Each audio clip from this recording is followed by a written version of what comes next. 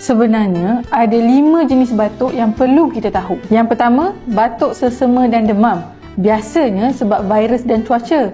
Tak bahaya, tapi kalau berlarutan boleh jadi bronkitis. Yang kedua, batuk berkahak.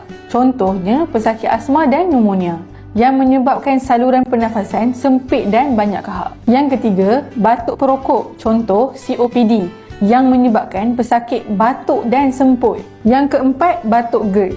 Kalau asid naik ke tekak, lepas makan je batuk, itu tanda batuk GERD. Yang kelima, batuk kering. Boleh berlaku disebabkan penggunaan ubat-ubatan, contoh ubat darah tinggi. Save dan share info ni.